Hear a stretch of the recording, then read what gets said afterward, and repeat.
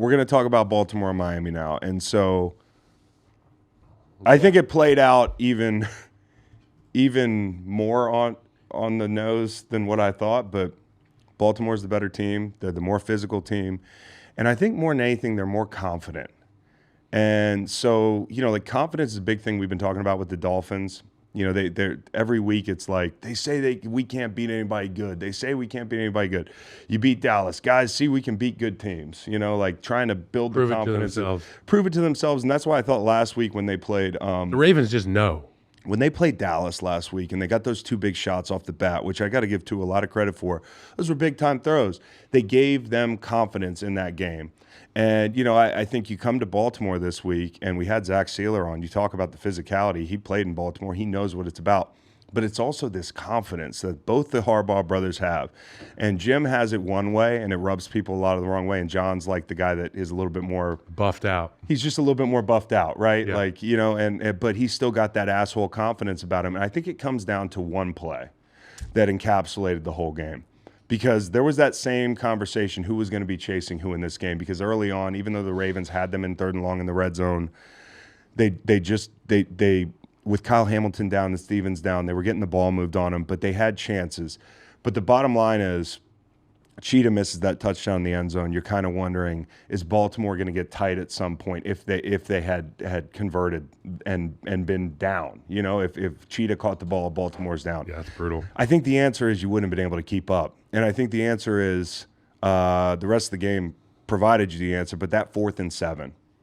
Mm-hmm. That was the play of the game. And it was the play it's the play that perfectly encapsulates Baltimore's mindset yesterday. They weren't worried about who's going to be out in front. They weren't racing Miami. They were racing themselves.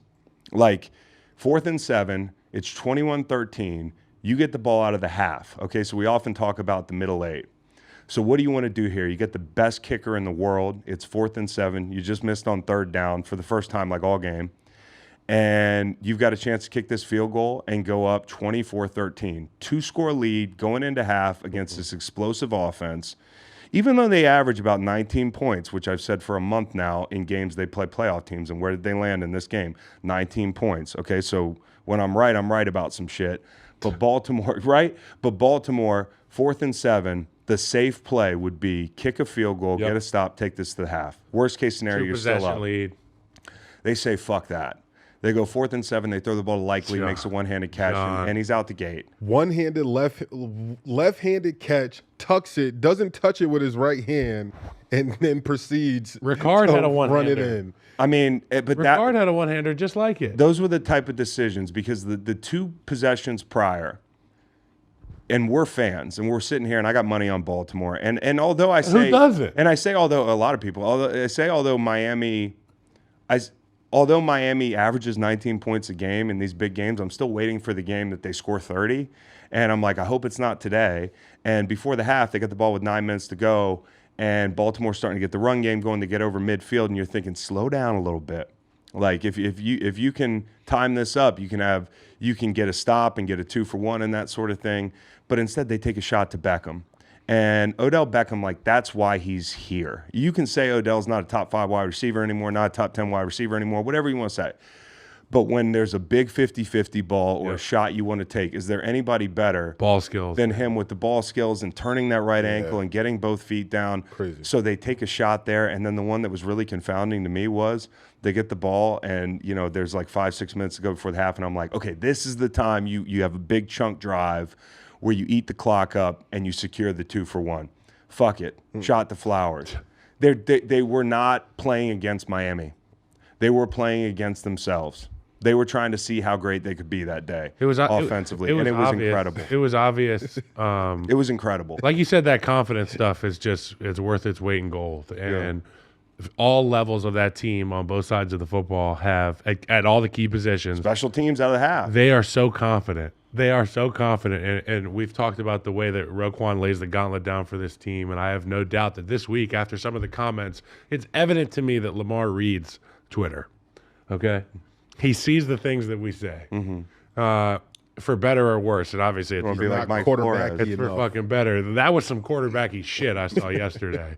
That's some MVP shit. And there's sometimes That when shit's locked there's sometimes when I'm playing Madden where I just throw it 60 times and I'm gonna have 400 yards, but I'm gonna have like a 50% completion percentage. Lamar was like, "I'm gonna go Baker Mayfield this bitch, 158-3, go out there and have a perfect day." And to your point, like John Harbaugh's a big part of that. It's dated back to the confidence that he showed in his offense years ago, and he said, "What do you guys want to do?" He's like, "Fuck it, coach, we want to go for it." That's the Ravens way. That's the Raven way. When they went out back on the field on 4th and 7 and had the offense, we were like, what are they doing? And Harbaugh clearly had a problem with the way that McDaniel ran the score up on.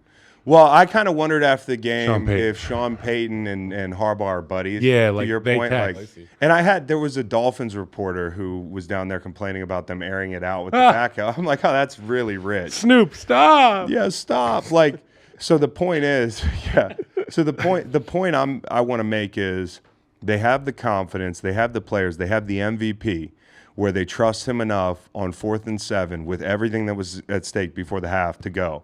And I think Tua is a good player, good quarterback. We do this all the time. And, you want me to stop doing it? Stop assaulting me in my mentions every time you guys run up 30 points on the Jets.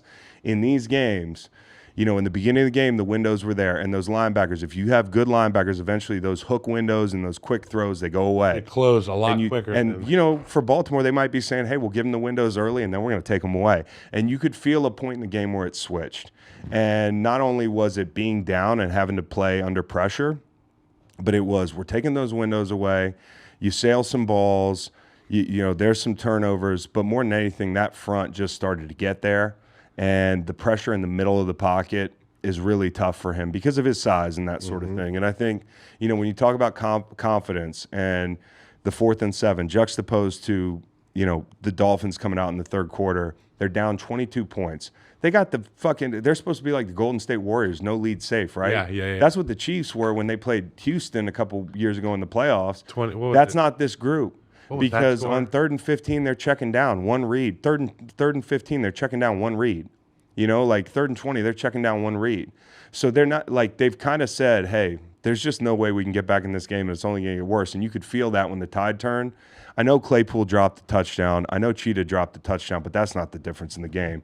Baltimore's that much better, not just than Miami, than all the teams in the AFC. Yeah. And there's one team to me that if they go in to Baltimore in the playoffs, might have a chance to win. 3, 2, 1. Cleveland. Bills and Cleveland. I should have put Cleveland in there. What? I think Cleveland. Cleveland for sure. Bills and Cleveland. But yeah, Bills. I mean, I guess definitely anybody's got a shot to beat anybody. I just put Baltimore at a different level, and I knew that this was the case in the AFC. Bills, if they have, bro? the Bills, bro. They're just like, how can you trust them like enough to even say that? Like, Good Josh Allen. Yeah. he's just so If good finicky, though. good Josh Allen shows up, then they beat the Bills. depends. But like, the Ravens. but if Depends on he what Josh doesn't, eats. like, We're talking about- they get a 50-piece put okay, on them. but we're talking about can they beat the Ravens? Okay. So that's what I'm saying. Is There's if two teams that I feel I would. if feel one of the comfortable teams that it would shows be a up, ball they game. have a shot. And for Cleveland, we're going to talk about them in a little bit. But the whole point is, I think with the confidence this team has, they've already hit bumps in the road that would have sunk other offenses. Okay, like losing Mark Andrews, then losing Keaton Mitchell. Yeah. You know what championship teams have? They have guys that step up. Next man up mentality. Likely, and Justice Hill, who I thought was great, like from the get-go this year. He gave them a different look than Gus. He gave them a different look than any of their guys. He made them explosive. The screen game, some of the different kind of run concepts they can use with him out of the backfield as a kick returner. I can remember our Super Bowl year. We lost Sproles. He was a huge deal. This guy's like a Hall of Famer. And you know who stepped up? All those running backs. Jay Ajayi, Corey Clement. There were a number of guys. Yeah, that really stepped up. And Jason Peters went down, who stepped up. Big V, got himself a contract. So, and then he gets to Detroit and he's not as good, right? But the point is, when you're on a team like this, you got to have the depth pieces and you got to have the support system to elevate those guys.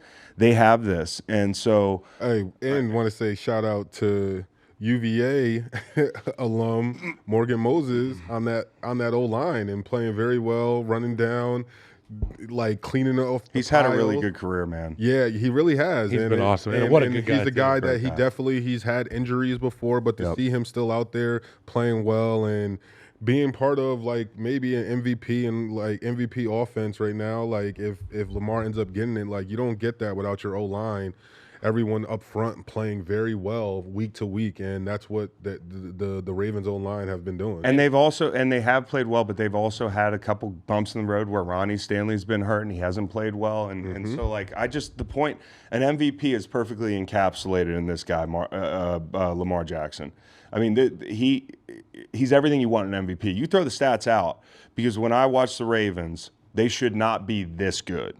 It's just like, and it's not just the quarterback offensively, but Tua, Brock Purdy, Brock Purdy makes some plays off platform. You talk about one-read guys and Goff maybe guessing at times or whatever. Like, you want to throw people in that conversation that Cam Newton was talking about, but, you can see when Tua's off his first read, and it's not 2 seconds, it could be a long down, and it's dangerous, okay? And with Lamar, it's like the more time that passes in the pocket, the more dangerous he is. Yeah. Now, he can also take the quick reads, and he can do the 1-2-3 thing, but watch his plays and the way they develop, and what they had a 3-man route maxed up yesterday. He's just back there baking a cake, eyeing the field, and when somebody gets open, he hits them, and that's not what you see out of some other offenses. Honestly, it looks like to what you were saying, almost like 2 out of 4 guys have to win immediately on a rush, like for you guys to like disrupt and get to Lamar Jackson, because the way, like you said,